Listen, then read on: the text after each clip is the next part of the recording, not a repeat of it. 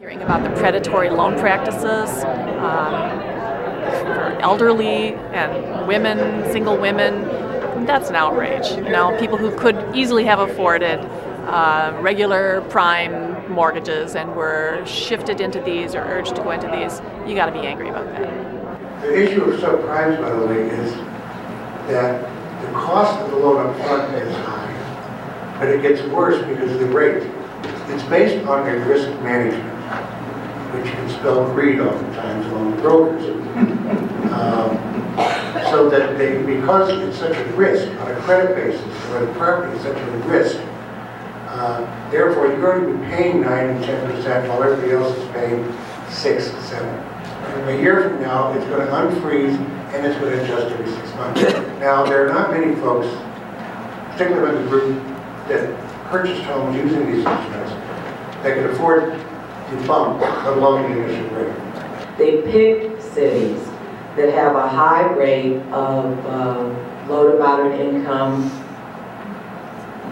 citizens because they know that generally speaking, those are the people that they'll be most successful with. There were many, many people in predominantly minority communities that were steered into these loans who could have qualified for prime loans. Right. What you want to note about subprime lending in the city of Milwaukee is that it disproportionately hit low to moderate income individuals and minority individuals.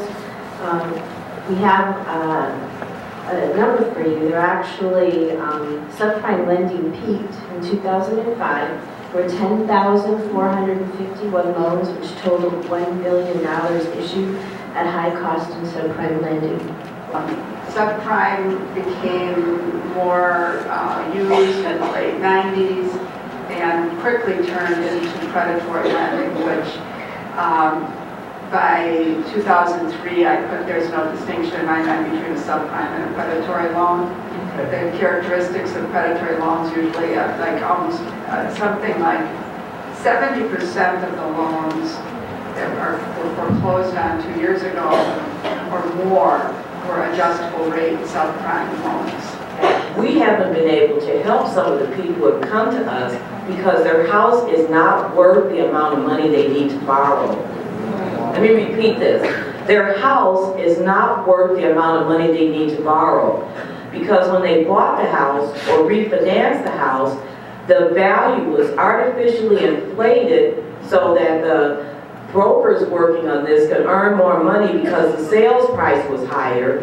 Or if it was a refinance, the mortgage lender could earn more money by charging, you know, a $5,000 fee for somebody to refinance their house and then pull $30,000 or $40,000 worth of cash out of their house when it wasn't worth it. Good loans, quote unquote, are now falling into foreclosure. Well, they're about a year behind what I already knew. And the problem you have there is not subprime lending, not exorbitant rates.